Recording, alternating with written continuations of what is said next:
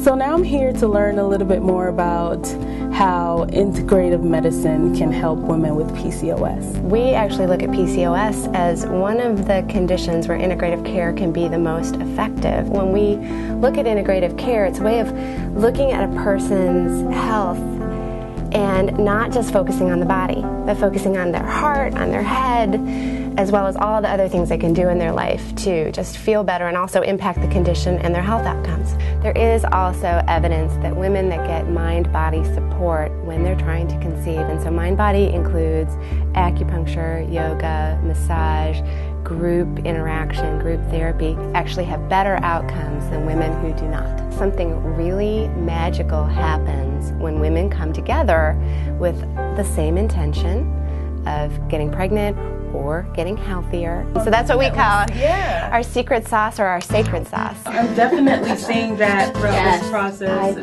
PCOS challenge.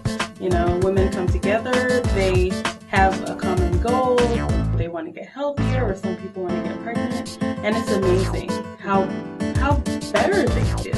Yeah, we call that Sangha, a group of people with a like-minded intention. In yoga is called a Sangha, and it's believed that Sangha has a specific healing quality in and of itself. So you're creating Sangha. I believe in it. With the PCOS challenge. Absolutely. Women with PCOS have been shown to have higher levels of circulating stress hormones in their body. So today we're going to be doing a yoga practice that is a therapeutic approach to PCOS and infertility. There are three main aspects of this practice. The first one is obviously reducing stress. Yoga is wonderful for teaching us where we hold stress in our bodies. We're going to be thinking, inhaling, releasing the belly, letting the ribs fill, letting the chest fill, and then exhale, so it's very passive, letting the breath flow out. We are going to learn breathing techniques to help stop stress in the moment, so specific yoga breathing for stress.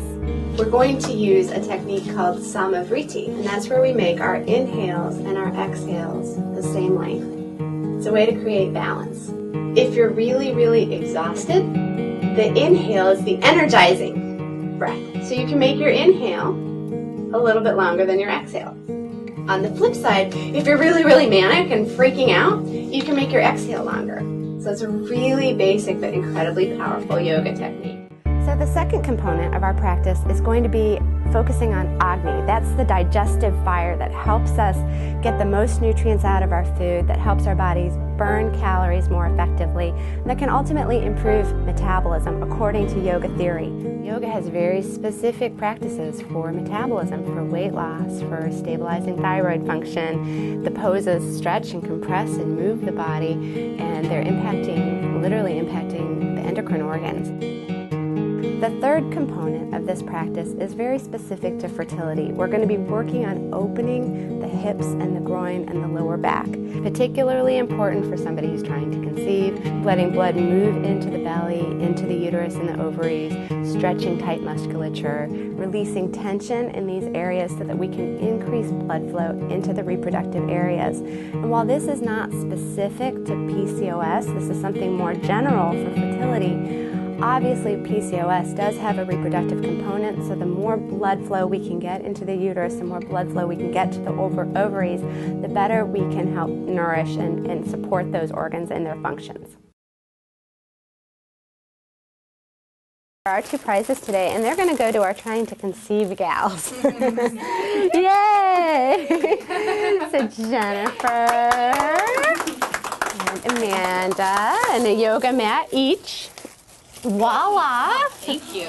The boxes contain our book, Fully Fertile, which is a holistic program for fertility, a 12-week program, our yoga DVD, mats, aromatherapy candle, and it's just everything you need to get pregnant naturally, and a strap. So good luck. Hope, hope.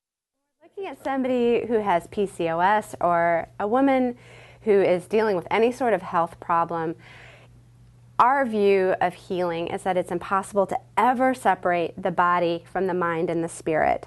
So techniques like nutrition, techniques like yoga, techniques and traditions like acupuncture are a wonderful way to have kind of a 360 view of whatever you're trying to heal in your life and bring yourself into balance and creating a little bit of joy in the process. I needed that. I really did. The discussion about the relationship between yoga and PCOS was new to me. I haven't heard anybody else talk about that. I was unaware of yoga for fertility. When we look at the holistic view of fertility, it really is about optimal health. It's about health, it's about balance, it's about optimal nutrition, it's about releasing stress. At the core of all of those are this idea of balance.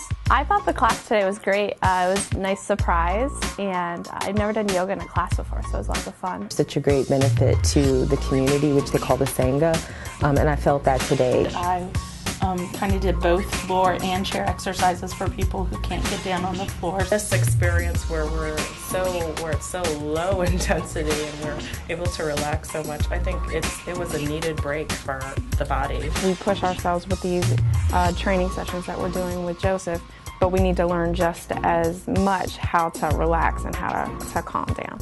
It made me feel as if this was something else that I could also work in my routine to hopefully become pregnant.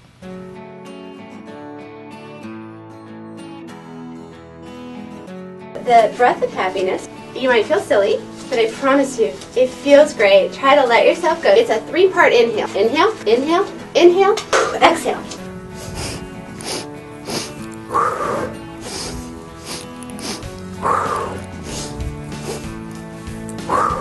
It's all good, huh? I don't know if it's like the shortness of breath in your brain. I know. Yeah. Yeah, that's awesome.